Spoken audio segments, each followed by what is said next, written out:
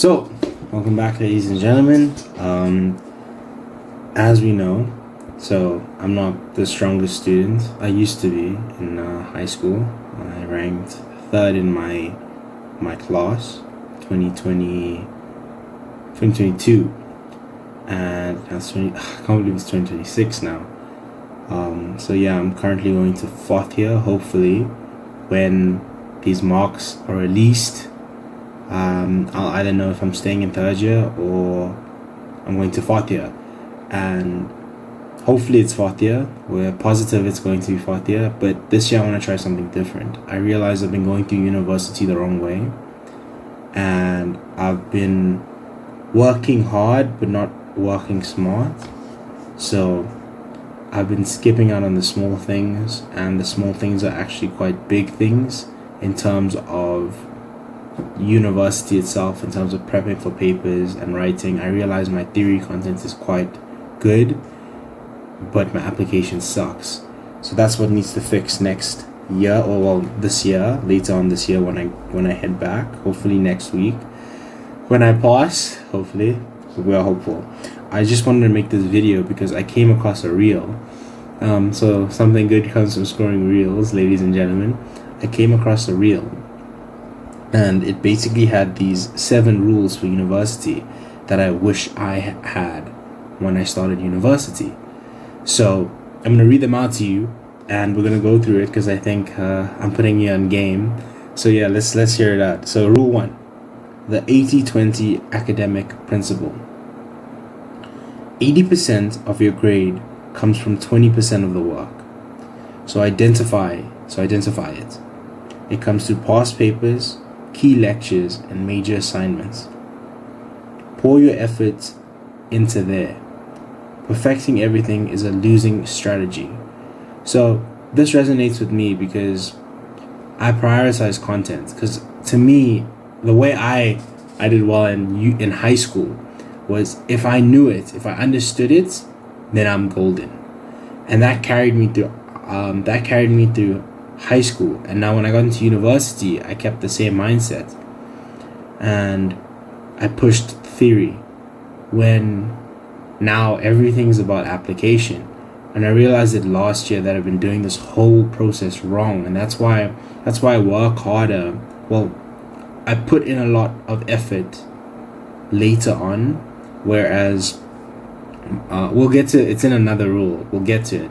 But I put a lot of effort in, and it's not, and I try to perfect all theory when I don't even look at application, if that makes sense. And that's why I've been struggling. That's why I think I've been struggling. So this year's going to be a year of testing. Last year I said I didn't want to test anything because I might mess up something, and I did. So it doesn't matter. I thought because I was passing, it's a winning strategy.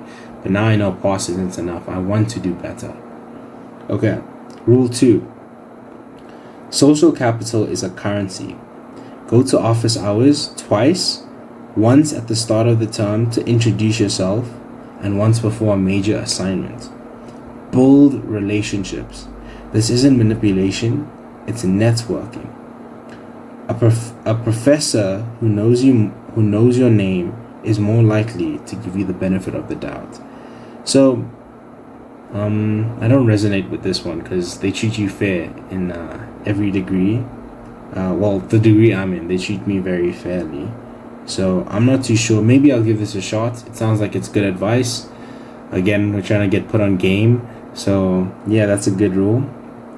Rule 3. Energy over time. You cannot manage time. You can only manage your energy. Schedule your hardest cognitive work for your personal peak hours, rather. So morning, afternoon, and night. With me personally, I work better at night. So I think that those will be my hardest cognitive hours where I work harder. So I'll schedule all my work then. It's either in the morning, the afternoon, I'm all over the place in the afternoon. So either the morning or the night. And then it says use low energy slots for admin, emails, or organizing. So that's a good task. So yeah, when you're in uni, you do email a lot, your professors, organizing your stuff. I need to start doing that a lot more. I realized I was all over the place the past 3 years while getting this degree, and in honors I want to do a lot better when I get into it, hopefully. No, I'll get into it. I have faith in myself. Hopefully. Rule 4. The strategic B. Sometimes a strategic B earned in 10 hours is worth more than a desperate A that costs you 40 hours, your sleep, and your sanity. Reallocate those 30 hours saved to other tasks, such as hours to another class, a side project, or your well-being. Maximize your GPA per hour invested. I was never a B student in uni. Well, I was for other modules, but not my main modules. So I would like to be a B student now. I know I have the capabilities to do it. I just need to put in better effort than I have before.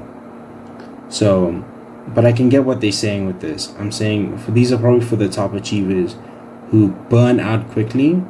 They're saying you'd rather not burn out and get a lower mark than burn out and then start failing your other projects and tests that you have that come up because you put your all into one paper. So in our faculty we have this test 1, and it's basically a November exam of the last year. So it covers everything that and probably worse than a November exam. It covers everything that was touched upon the previous years. So I do accounting science, and with accounting science we have this module called financial accounting, and financial accounting is a first year module all the way up until the end of the degree. So now with 4th year they will be testing from 1st year till 3rd year all the FINAC. So because it's worth 3%, it's not what they're trying to say. It's not worth burning out on 3% and then failing your next grade, which is 25%, because you've been burnt out. Cool. That makes sense. Rule 5. The exam is a separate subject. I wish I knew this sooner, and I only figured it out like at the end of last year, which by then it was too late. Knowing the material is one skill. Knowing how to pass the exam is another. Study the format, the marking scheme, and the past papers as rigorously as you study the actual content itself. So again, I have this one friend, I don't know if I'm allowed to use his name, but yeah, he's a really good friend of mine. He doesn't look at content like at all, and that baffled me because I'm like, how do you go into a paper not knowing anything and still pull out A's? Like, he's a high achiever. He's probably a top 10 student, and he's up there. Hey, he's up there. And he doesn't look at content because he studies the exam papers and the past papers. He's made it his main skill, so he knows how to answer everything. And I've looked at this strategy and I'm like, how do you do this? I sat with it once. I tried to do it and I couldn't, because my body internally was telling me, no, you don't understand what's going on. You need to learn the content first and then you can start applying. And I need to get rid of that mentality. I need to know there's two separate things. It's two separate things. One is content, one is learning how to apply, and then one is one is learning the content and one is learning how to apply and answering exam-based scenarios. So I think this year I'm going to focus on application more than anything else, which is going to be hard because over these past 21 years of my life I've been focusing on content. So I understood why last year was hard for me to switch, but I need to make that switch in order to do better. So great. Rule 6. Your network is your net worth. The friends you make in your degree are future colleagues, references, and collaborators. Invest in those relationships. Group study isn't just about the material, it's about building your professional tribe.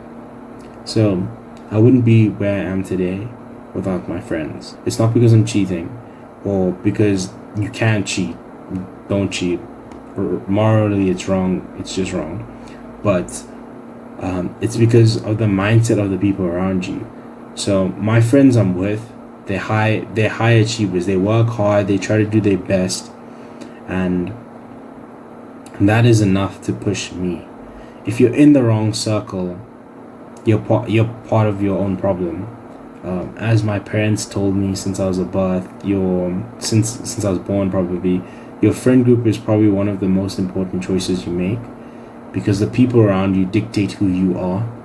So this resonates with me a lot.